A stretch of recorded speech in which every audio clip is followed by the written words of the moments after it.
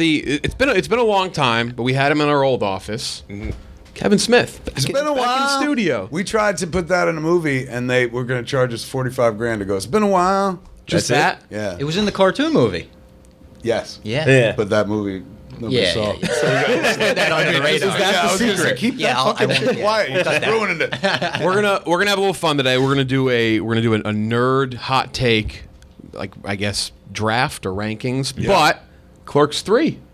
Okay. Clerks 3. We got to talk about Clerks 3. Yes, but what are these two things? Are we doing? Yeah, it's the same thing. A thing and then a separate. It's all one. All in one. It's all in one. Yeah. All in one. And now I'm not a sports guy. What is the draft? Oh, you're gonna just pick a.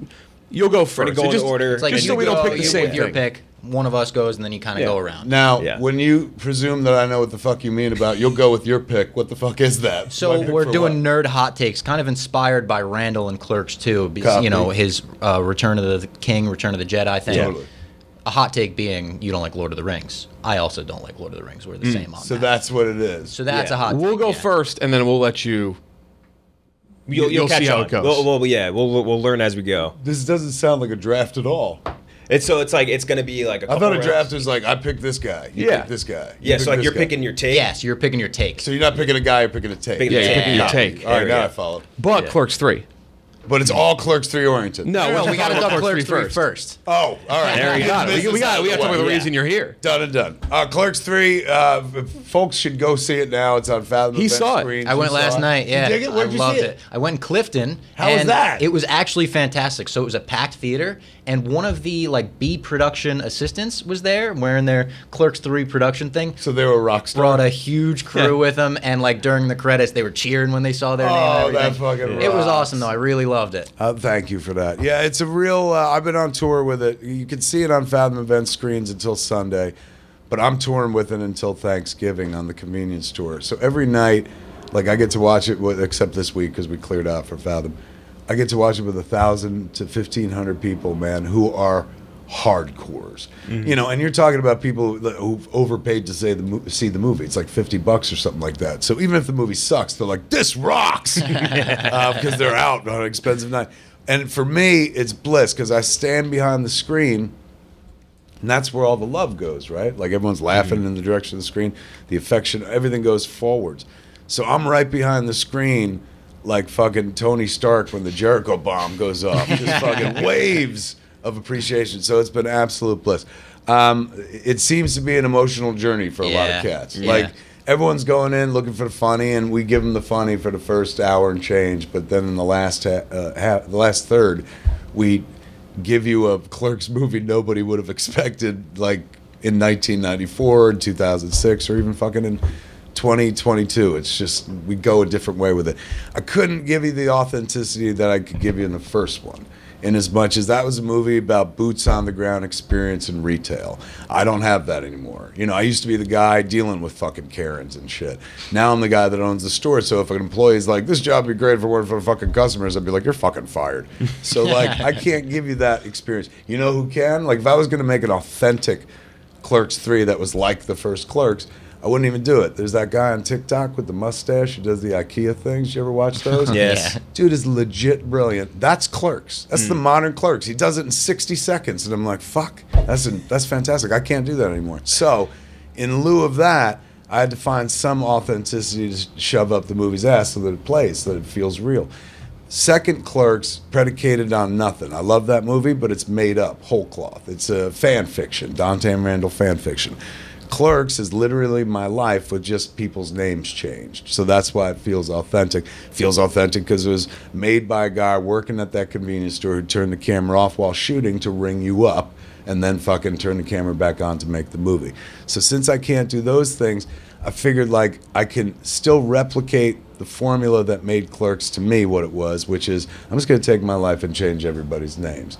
And this time around, in order to do that, I stripped my life of the heart attack and gave it to Randall, and I gave the boys, Dante and Randall, the opportunity to make the movie that we made years ago. So the movie becomes this kind of fun meta affair, which if you've ever seen Clerks fucking more than once, and you sit here and watch this movie, you're taken through a funhouse ride at one point as they try to make their version of Clerks, and it becomes this kind of greatest hits album or a cover album That's of a good way some to put sort. it. Yeah, it's so strange. But then in the third act, and correct me if I'm wrong, you start reflecting on these characters, and for some reason you start reflecting on yourself. That's what I notice in the audience, which is like it starts with them feeling about Dante and Randall and then turns into self-reflection, because you're like, how long have I been watching these movies?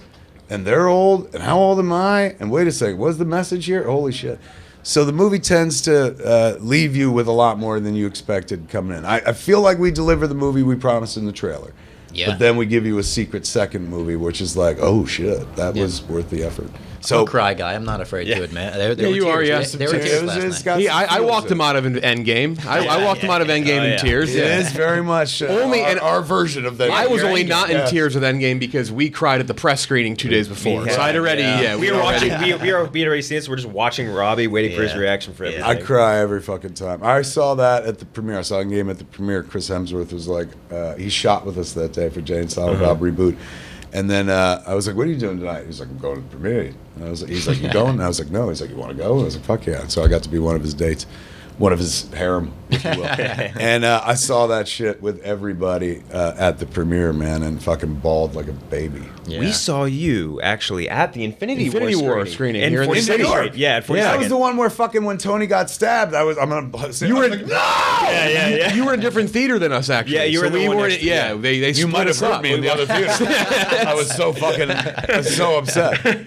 We like walked to the theater and like we were just like in the lobby. We walked past you. We were just like, holy shit, was that Kevin Smith behind us? And, I did. I lucked into going to a press screening and shit, and I dragged my wife. Oh my god, that was one of my favorite movie-going experiences of my life. And that was an audience that was made up of like press, but also like they put a bunch The of families fans and in stuff there, come with them and too, families. yeah. So it was like a nice cross section. It wasn't like a bunch of wah, so you couldn't hear every fucking line, but everybody was so fucking grooving it. And I was the fucking loud one where you couldn't hear every line. Sadly.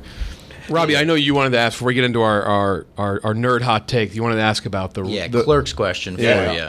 I loved Jay and Silent Bob Reboot as well. That was an awesome movie going experience for me as well. I went and saw it in the city, the double feature with Strike Back. Yeah, they did both. Did that the was the way other Fathom thing. did the way that got so much praise from your fan base, especially impact the way you made Clerks 3? It's not so much the way it impacts, but I saw somebody, Russ Burlingame, wrote a tweet today that I said, oh, that's interesting. He goes, between Jay and Silent Bob and Reboot and Clerks 3, I think it's clear that Kevin has entered his Marvel Phase 2 with the newest universe. And I was like, oh, I guess you're right. Like, we've done it, and now we're kind of doing a second layer. And if we wind up getting to do Twilight of the Mallrats, fingers crossed, it is very much part and parcel with that. So it's like, here's all the funny you remember, and here's a bunch of heart. That's just where I am in my life. Like, at age 52... I'm happy to make people laugh, but like, you want to give them something else. Like, anybody can make them laugh at this point. Like when I started, I could be like, hey man, snowballing, right? And you'd be like, I never heard of that shit. That's funny as fuck. Then the internet happened, and you don't need me for that. Because the internet will teach you far better than snowballing, and you'll learn it like the second it starts happening, fucking. So there's no like dirty curse words that I can bring to you to make me relevant anymore. You know Kind of what I'm saying? desensitized to it thanks to the internet. Yeah. I mean, fuck, you could watch an episode of Ted Lasso and they curse better than they curse in Clerks. More eloquently, funnier. So I can't do that anymore, but what I can do is the older I get, the more experience I got, the more wisdom I got, and not wisdom like I'm smarter, but you just got experience. You know what's important and you know what you want to pass on. In the beginning, I just wanted to make you laugh. And now I just want to make you laugh, but I want to make you think, I want to make you feel, I want you to take something from it because... I remember reading in George Carlin's sort of biography. It was called Last Words, and they put it out after he passed away. It's a book that he was writing with Tony Hendra. It was meant to be the basis for the Broadway show that he wanted to spend the rest of his life doing called New York Boy, which would do the story of his life, but he passed away. So they put the book out. And then I'm sorry, I keep hitting the table, and I'm a podcaster. They put the book out, and in the book, there's a piece that he wrote that he said, when you're when you're making people laugh, before you make people laugh, he's going, people put a performance of themselves. And like, you never see a real person. You see the projection that they put forward. Like, this is me, the character of them that they play. He goes, but when a person is laughing, sorry, I keep hitting the table. When the person is laughing, that is an involuntary action. You cannot maintain a performance through an involuntary action. So what happens is the performance, the facade falls away. And when a person's laughing, he said, that is when you see exactly who that fucking person is. They're completely unguarded. He goes, at that moment in time, their mind is open to suggestion because you've just made them comfortable, pumped them full of fucking serotonin, and they trust you for whatever reason right in that moment. He goes, in that moment, I find it's best to put forward a new idea. That's the best time to do it. You don't fucking face them and be like, hey, you got to do a thing. You fucking get them laughing, you get them comfortable, and then you casually throw in some new ideas. So when I was a kid, like, you know, I was starting to make flicks. My brother, Donald, I was just talking about in the other podcast, is gay. And I remember having a big discussion with him about, like, when you go to the movies, what's it like? Because it's always like boy meets girl and they fall in love. He's like, well, I can appreciate a fucking love story. But goes, yeah, it'd be nice if I could go to the movies and see me reflected up there. So I always felt like in everything I do, because my brother's going to have to sit through it, I was like, I should put some gay content in there. Because just so he's like this fucking breeder movie. Then all of a sudden, somebody's like, I'd take a dick in the mouth. He'd be like, oh, that's for me. So I put it in from a young point. And I, you know, I'm not saying we changed the world, but like in the early 90s, it wasn't like it is now, where guys were so fucking super uncomfortable about like being gay, like you're gay. Dick sucking. Oh, it was a negative. I mean, it's even in fucking Clerks. So for me, I was always like, you know, not like let's normalize it, but like let's not make it a big deal. That's why Jay talks about sucking dick as much as he does. And for years, people just let it slide. The guys who would normally be like, I don't like that shit, man. He's talking about putting a dick in his mouth. Let it slide because like I like Jay. He's funny. And slowly, like Moore's change. You know, people start going like being more comfortable with the notion that was fucking foreign, and an audience that I could speak to, like who was, you know, I'm not saying they were underdeveloped or whatever, not, but they hadn't fucking grown yet or whatever. There was a chance to like reach them and maybe help them see the world through a larger prism rather than just be like, hey man, it's this or it's nothing. Either the world is this and you act this way or you're fucking not in my club. Acceptance, diversity, like letting a little bit more in. And over the course of my career, I'm happy to see that it's happened. My fan base is very like accepting and open and liberal and shit. And I ain't talking politically. It's just clearly you watch my movies and you know where I stand. There's a lot of liberal activity going on in those movies. And I just believe in America. And part of America is like the pursuit of happiness. And that's everybody. That's everybody's individual pursuit of happiness. I like to make movies about people and their tiny ass fucking pursuits of happiness that are fucking small. Now I'm at a place in my career where the characters are pursuing the same happiness that I pursued at the beginning of my career. With Dante and Randall, it felt important to me to give them the same opportunities they gave me. Like, they opened the world up to me because I made that movie. Fucking, I get to do this for a living. I get to, like, this is my job. Today I got 3 things. This, I go to ABC and do an interview, and then I do another fucking interview, and that's it. That's my fucking job. That's absolute fucking bliss, man, that is what life became and shit. And in exchange for that, you got an audience who follows you around.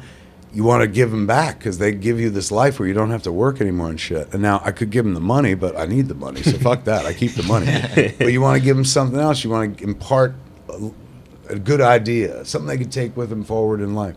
So Clerks 3, the last third, is packed with that, of like reminders and shit. Like at the end of the day, this movie is a reminder, like, you are running out of time. Like, and you have something you want to do, start it. It's the why not thing. It is the why not thing. Why'd you point to your wrist? You got it on your wrist. Why not? That was the first tat. It is. Somebody, that makes me so happy. Somebody tweeted today, they were like, the whole movie is like a fictional, a dramatized version of your Why Not. Totally. It's inspiring. It's like an inspiring movie. It makes you want to make a movie. Awesome. Yep. Yeah. Clerks 3. Make sure to see make Clerks one 3. and then make a couple sequels as well.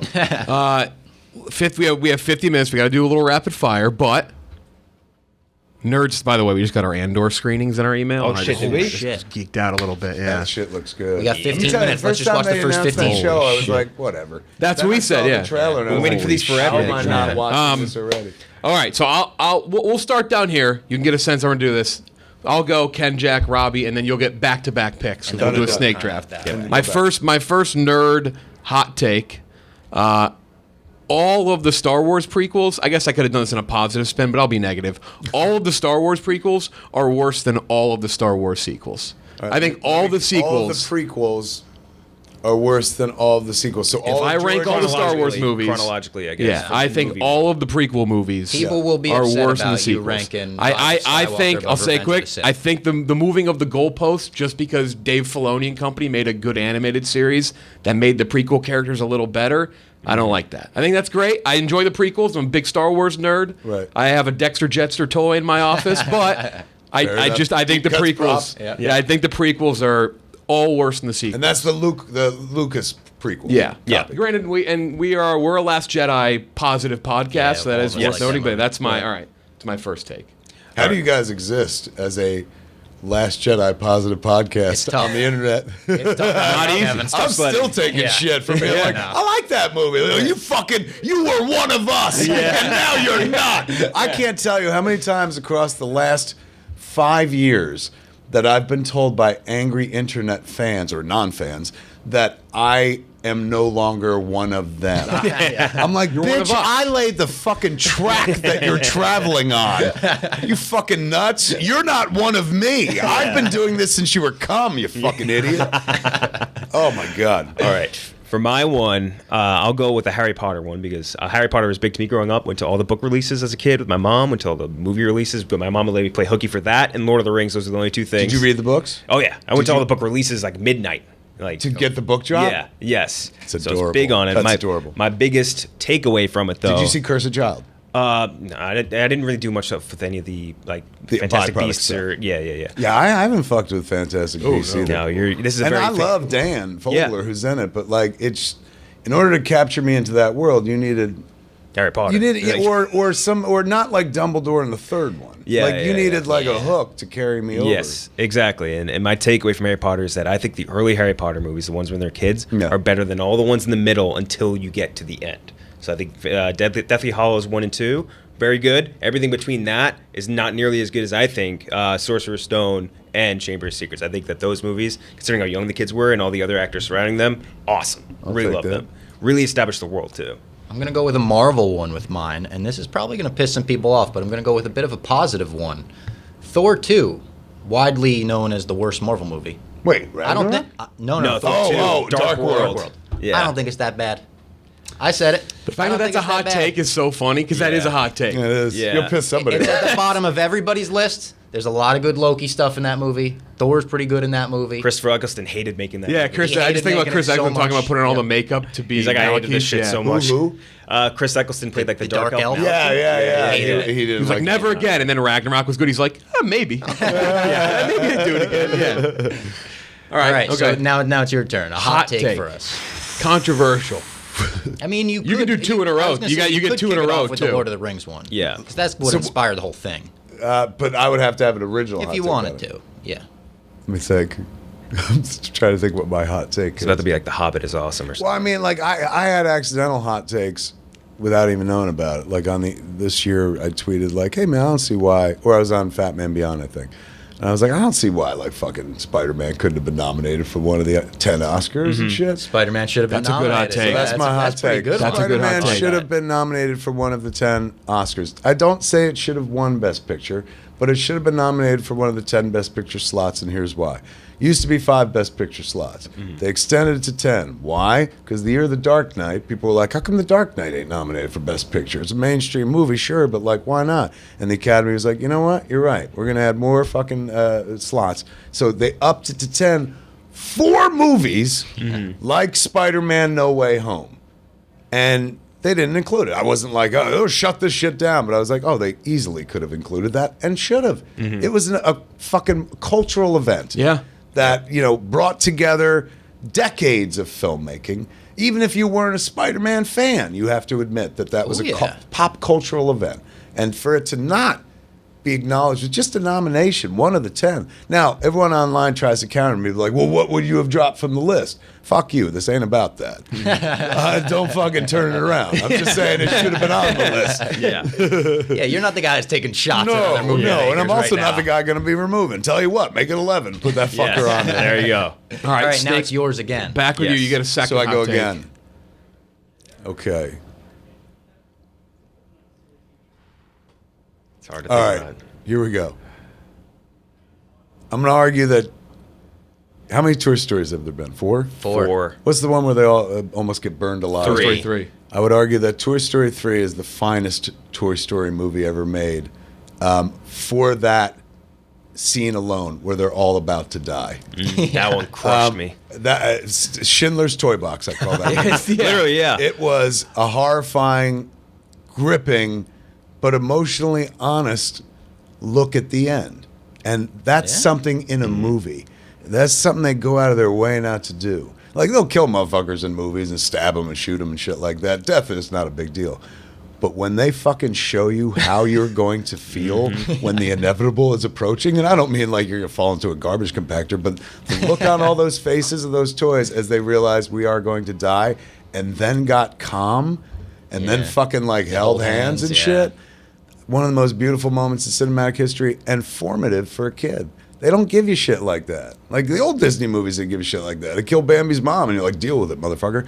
Here was a movie that actually taught you how to face the unfaceable moment in a kid's movie. Yep. Yeah. Like, that ain't Chris Nolan going like, hey, man, look what I did this time. It's a fucking Toy Story. Yep. Not even the first one, the third. Yeah. And somehow they were able to do something that profound. So I put that above every other Toy Story there is. I saw it here in the city. I remember my friend when they were going down. He looked at me. He's like, "What the fuck?" Toy Story. It's like an That's adult great. snuck in and decided to take over this picture. There's a great viral video of someone that went in and put it into Premiere and just faded to black at that moment and hit "You Got a Friend in Me" and then gave it to their mom for Christmas. And they filmed her reaction. She was like, "What?" And he was like, "Yeah, they died." Yep. My hot take. This is going to be another one that I think is going to piss a lot of people off, and it might be showing my age, to be honest. I think Family Guy at its peak is better than The Simpsons at its peak. Oh! If I had the strength ready to flip this table. You pissed one person off. Yeah. Yeah, Family Guy I've always been way more into than The Simpsons. It just hits way harder for me. Yeah, I think it's definitely an age thing, but like I see where the thought process is. People, if that makes I sense. said it. People are going to be pissed off. It's a hot take. You wanted hot takes. I give you that for hot takes. That's Lit the that shit hottest. on fire. That shit's Okay. inferno right there. All right, Ken All right, Jack. for mine, I'll do that. I think Man of Steel is one of the most underappreciated comic book movies maybe ever made. I would say it's better than 2 of the Iron Man movies, 2 Thor movies, Age of Ultron, Justice wait. League. Hold on. I'm a stoner. You got to go slow. Okay, So it's better than I think two it's- of the Iron Man I think it's movies. better than the last 2 and 2 3. Iron Man movies. So 2 and definitely 3. not Iron Man 1. Definitely not Iron Man 1. Where do you put Iron Man 1? It'd be very high. One of the greatest. Top 5 MCU for me. Very easily. high. I'll Easy. go even further. One of the greatest movies ever made. Yeah, it is so Easily in the top One of my most 100 films rewatched. ever made. Absolutely. Throw it on and in the background or whatever so I'm doing. fucking strong. The spine. You could build an entire fucking universe Exactly, on that yeah. fucking movie. It's Yeah. incredible. Man, Yeah. I go back. I remember when I saw that the summer came out, I was like, yeah, it's great, but like fucking then Dark Knight came out. And Yeah. everybody was like, fuck on Dark Knight. But I've probably watched Iron Man more than I've watched Dark Knight. I'm a huge Batman fan because it's so well constructed. His performance is brilliant. Oh, yeah. And it's everything you easier want to in a watch, superhero too. movie. Absolutely. Dark Knight's a 2.5 hour. Like, you Yeah. get through the end of it, you're like, I need a fucking cigarette. The amount of pieces that have fall Iron together Man's for just Iron fun. Man too. Yeah. Like Favreau Yeah. had to fight to get Robert Downey Jr. Yeah. on. Like if Kiss Kiss Bang Bang didn't work out, he's definitely not getting that movie. Like it's a lot of shit had to come together. All right, But so better than that. it's better than the first 2 Thor movies. I would say Yes. better than Age of Ultron, Avengers Age Yeah. of Ultron. I would say better than Justice League, Zack Yeah. Snyder's Justice League, and I would say better than Batman vs Superman as a whole. Because I think that the origin of Superman in that movie and Henry Cavill as Superman is awesome. Yeah, it's Right. That was a And also, like, Russell Crowe's Jor-El shit Yeah. is really incredibly Michael really Shannon's cool. good as Zod, Michael too. Shannon's Yes. fucking great. One of my favorite moments in that fucking movie is a Shannon delivery where he talks about what he was manufactured for. Yeah. Where he's like, and what he goes, what is the line? He goes, and what did you do? You grew up on a farm. Yeah, The way he hits farms so fucking hard. angrily, He's yeah. so angry about Yeah. it. Yeah, that's awesung. We'll keep it to 3. We're running out of time, so I'll just rip 2 and then we'll finish it out. All right. First one, I'll keep it simple because then I'll go with the hotter take one after. We have to go. I like Alamo Drafthouse, but I think dining movie theaters suck. Oh. I think they're awful. Eating at a movie theater is bad. We saw Lights On Pearl is last like night. Which one? Pearl, the the new horror prequel movie. to the movie X. You see horror movie X? 24 by Ty trilogy. West. Yeah. Ty West movie? Yeah. And what is Yeah, yeah. Wait, it's Pearl's the prequel to X. Yeah. so he's already made a prequel to that They movie? filmed them at the same Back time. to back. This kid's career. How old is Ty West? I don't know. We This have him kid's on career Thursday. really interests Crazy. me. Yeah. I don't. I know he does. He's a better But I had to filmmaker watch than it me. with- But he feels. I feel a certain kinship. I've been watching his career, going, oh, that's how I would do it if I was horror only. Like, Brilliant it just mind. feels, yeah. He's only 41. There's Yeah. 41. But I had to watch it with God, keep calling fucking him a lights kid. underneath the table, as the person actually eat like a grilled, like a fried fish sandwich, like whatever, that's fine. Yeah. But Right. give me the popcorn and turn the lights off. That's Yeah. Brings out a Right. sizzling my fajita. last one though. Filet HBO mignon. Watchmen is, I think, the best comic book movie or TV show ever made. The TV show on HBO is incredible. I have Tough my to argue. my Yeah, Criterion it's really shelf great. at home. It has 2 non-Criterions: Ocean's 11 and the Watchmen HBO Yeah. and the Watchmen HBO series. Did they Sits put right it next to on Samurai? like Blu-ray or DVD? Yeah, it's I got a steel book I for didn't know both. that. Yeah, Wow. yeah. I absolutely adored The Watchmen, and I remember when I first heard about it, I was like, "Wait, it's not technically a sequel, or they're not doing the book. Like, why would you do this?" And Damon found a way to tell a fucking story that was insanely relevant before they were shooting that thing before. Like Anything, history yeah. caught up with them. Yeah. Yeah. Teach us something. Like the whole world got to learn about the Tulsa Massacre. Yeah. Yep. Something that apparently it wasn't taught in schools. And somehow took like one of the most original stories ever told and was able to tell a new story Yeah. with it while still being even more fucking original. It was fucking spellbinding. One of my favorite moments in that was when Gene Smart, like in the last episode, is on her back in the chair, and Jeremy Irons leans over her, and she's like, she says his name. What's his name? Ozymandias. Yeah, she's like, well, she calls him, what's his real name? Adrian. Yeah, she's Yeah. like, Adrian. And he goes, Mr. Zespic. Yeah. What a surprise seeing you here. All the Ozymandias stuff was great too. Oh my God, it was Fantastic. fucking Really good. fantastic. Yeah. And seeing him in the outfit, Yeah, like, yeah. there was just enough of the comic stuff where I'm like, oh, Yeah. fucking Yeah. God. The squid. That Yeah. one shot of Squid. squid. Come See, on. that- even they that trusted shit- the audience. New York, New York. Yeah. Yeah. Who was it? Who had who's eating the? Which thing? Who was it? from the Sopranos. It was Multisanti? yeah. Christopher He's Imperoli. Like, now I eat my squid with Michael marinara. Imperoli. yeah, I forgot about that. All right, final hot takes. All right, my one. I'm gonna go with. I think Rogue One, Star Wars Rogue One. Yeah. Amazing looking movie. Yeah. I think it's a solid movie that isn't opposite of what Star Wars usually does, which is character driven, and they switched it to being like you don't really have to care too much about the characters. But that's my problem with it. I Because think guess it's- what? Yeah. I think there are way too many characters in Rogue One, and I didn't like almost any of them except for Andor was cool, which we're pumped up to see Andor. I didn't really like any of the other ones. To What about the robot? frank. Yeah, K2 was great. That was the only one, and we talked to Alan Tudyk Alan about that Tudyk's too. I was just awesome. like, I wish we had more K2 SO. Yeah. like, And they said he's not in the first season of the show either. which Yeah, kinda- yeah, Is that right? All right. Yeah.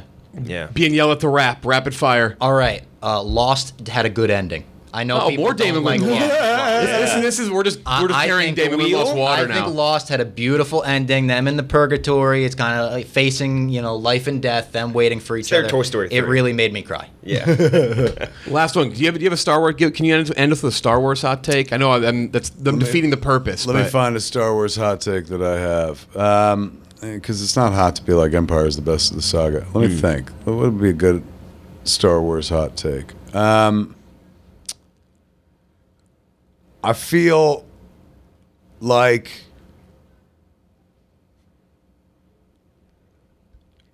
it's George Lucas's saga. We all know this. I think Irving Kershner did the best job as a director. Yep. Oh yeah. Oh, Hands yeah. down. I don't think it's even a hot take. I think most people agree. But Empire Strikes Back works even if you don't like Star Wars. Yep. Even if you don't watch Star I think Wars. it's the best Even if movie you ever never made. watch a fucking Star Wars movie before or after it. It stands alone. And it doesn't need the first one. Think about it. How little that movie has to do with like the Death Star getting blown Yeah. up. Yeah. And Vader acts in a completely different way than he did in the first one. The first one, he didn't give a fuck who the farm boy is.